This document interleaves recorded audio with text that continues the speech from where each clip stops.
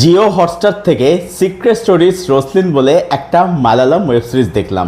6টা এপিসোড রয়েছে, এক একটা এপিসোডের ডিউরেশন হচ্ছে ধরুন ওই 35 মিনিটের মধ্যে। তো সিরিজটা কীরকম হলো, এবারে এই সিরিজটা আমি যে দেখতে বসলাম বা দেখলাম, তো তার পেছনে মেন যেটা রিজন সেটা হচ্ছে যে সিরিজটার সঙ্গে সেটা শোনানো হচ্ছে জিতু জোসেফ।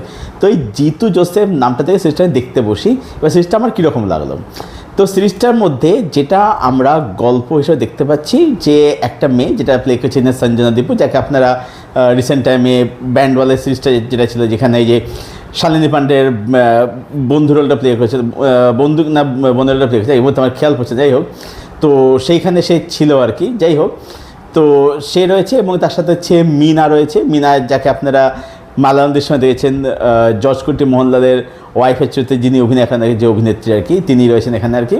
এবং বিনীত বলে একটা আছে, বিনীত সিনেমা নয় কিন্তু বিনীত বলে একটা রয়েছে মালায়ালাম, তো তিনি এখানে রয়েছেন আর কি। তো এই যে সঞ্জনা দীপুর ক্যারেক্টারটা রোসলিন, এই রোসলিন সে একটা স্বপ্ন দেখে যে একটা পার্সন আর কি, একটা লোক, সে তার চোখটা হচ্ছে সবুজ, এবার সে প্রত্যেকে তাকে অ্যাটাক করতে আসে, তাকে ধরতে আসে এবং স্বপ্নতে ঘুম ভেঙে যায় আর কি, ঠিক আছে। এরকম হচ্ছে।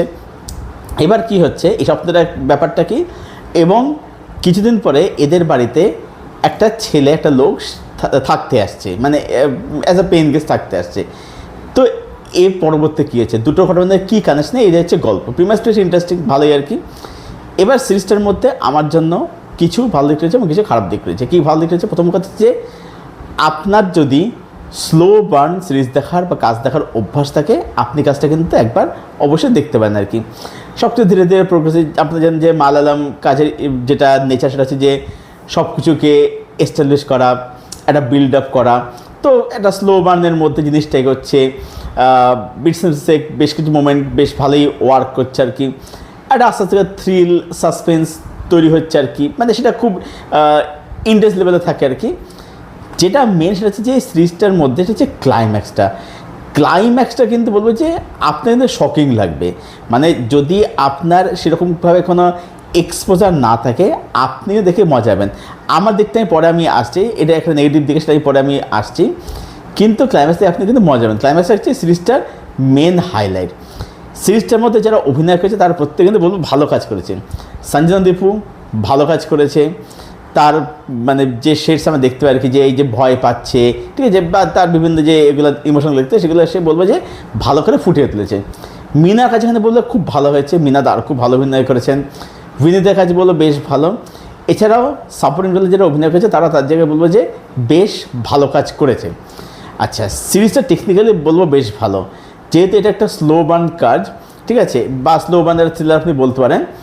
তো তার যে টেকনিক্যাল অ্যাসপেক্টস, সেটা কিন্তু টেকনিক্যাল মানে যে দিক, সেটা কিন্তু বিউটিফুলি কিন্তু সাপোর্ট করে। ক্যামেরার কাজ বলুন, মেকিং বলুন, বিজিএমের কাজ, সেগুলো কিন্তু বলবো অবশ্যই কিন্তু বেশ ভালো। এইগুলো ছিল সিরিজটার মধ্যে হচ্ছে পজিটিভ দিক। এবারে সিরিজের যদি আমি নেগেটিভ দিকে আসি, নেগেটিভ দিক হচ্ছে কি, প্রথম কথা এই সিরিজটার মধ্যে একটা সময় এসে এই স্বপ্নের ব্যাপারটা কোথাও আপনার কাছে একটু রিপিটেটিভ লাগবে, এটা গেল একটা দিক। দ্বিতীয় হচ্ছে একটা পর্যায়ে সে মানে ঠিক ক্লাইম্যাক্সের আগে দৃশ্যের মধ্যে না বলতে গেলে সেভাবে কিছুই হয় না, এবং সেই জায়গায় সিরিজটা আপনার কোথাও গিয়ে একটু মানে ড্র্যাক ফেলে পায়। সিরিজটা যে খুব বড়ো সিরিজ তা নয়, যেটা বললাম 6টা পর্ব রয়েছে, কিন্তু তাও আপনার ড্র্যাক একটু ফিল হবে আর কি। কিন্তু সিরিজটা ক্লাইম্যাক্সে গিয়ে আবার কিন্তু তুলে নিচ্ছে, আবার কিন্তু আপ হয়ে যাচ্ছে। এবার যেটা আমি বললাম যে ক্লাইম্যাক্সের দিকটা মানে যে টুইস্টেজ আসে, ব্যাপারটা হচ্ছে কি যে একটা পর্যায়ে পরে যদি আপনি ধরুন একজন প্রো অডিয়েন্স হয়ে থাকেন, ঠিক আছে, আপনি ধরুন অনেক কাজ দেখেন, আপনি কিন্তু বুঝতে পারবেন যে হয় এ না হলে বি হবে। এবার দুটোর মধ্যে একটা হচ্ছে, সেইটা আপনার কাছে একটু কোথাও গিয়ে একটু খারাপ লাগা একটু হয়তো তৈরি হবে, একটু কোথাও গিয়ে আপনাকে একটা হালকা ডিসঅ্যাপয়েন্ট, হ্যাঁ প্রেজেন্টেশন ভালো ভালো দেখতে ভালো লাগছে, কিন্তু তার মধ্যেও কিন্তু যেটা আমি এক্সপেক্ট করিনি, একটা টুইস্ট যেটা আসে সেটা কিন্তু সত্যি কিন্তু মজাদার কিন্তু ছিল। হ্যাঁ, সেটা কিন্তু আমি এক্সপেক্ট করি সেটা মজা দিতে, সেটা আপনি কিন্তু মজা পাবেন।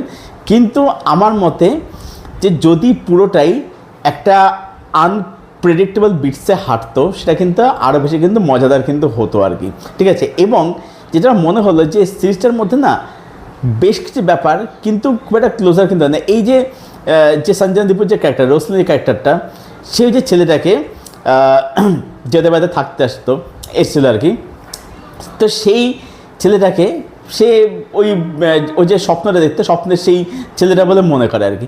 এবার এই ব্যাপারগুলো না মানে ভালো করে ঠিক ক্লোজার পায় না, বা স্বপ্নটা ভালো করে ক্লোজার পায় না আর কি। তো এইগুলো কোথাও মনে হচ্ছে একটু যেন হাফ বেকড রয়ে গেল আর কি। তো ওভারঅলে বলবো যে সিক্রেট স্টোরিজ রসলিন এই সিরিজটা আমার ওভারঅলে একটা ডিসেন্ট ওয়াচ বলে মনে হয়েছে।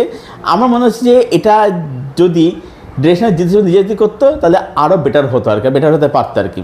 মানে প্লটটার মধ্যে মানে পোটেনশিয়াল যদি অপরচুনিটি ছিল, বাট ডিরেক্টর কোথাও গিয়ে সেটাকে কিন্তু মানে এক্সিকিউশন লেভেলে সেই লেভেলে নিয়ে যেতে পারেনি। এমনি ভালোই লাগবে, ডিসেন্ট ওয়ান টাইম ওয়াচ, তবে আরও বেটার হতে পারতো। তো যখন আপনি দেখবেন আপনি আপনার এক্সপেকটেশন লেভেলটাকে একটু কম রাখবেন। রেটিং আমার তরফ থেকে রইল 6.5 আউট অফ 10। এই ছিল আমার রিভিউ সিক্রেট রসলিন। এই মালায়ালাম ওয়েবসাইটকে কেন্দ্র করে হটস্টারে অ্যাভেলেবেল আছে, হিন্দিতে অ্যাভেলেবেল আছে।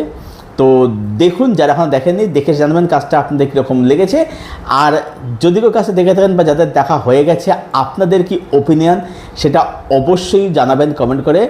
আর আপনাদের কমেন্ট উত্তর তো আমি অবশ্যই দেবো। আর এই ভিডিওটা ভালো লাগলে এটাকে অবশ্যই লাইক করবেন, শেয়ার করবেন, চ্যানেলটাকে অবশ্যই সাবস্ক্রাইব করবেন। চলুন ভিডিও এখানে শেষ করছি, দেখা হচ্ছে আপনাদের সঙ্গে পরবর্তী ভিডিওতে। Till then stay best, till then keep watching good content.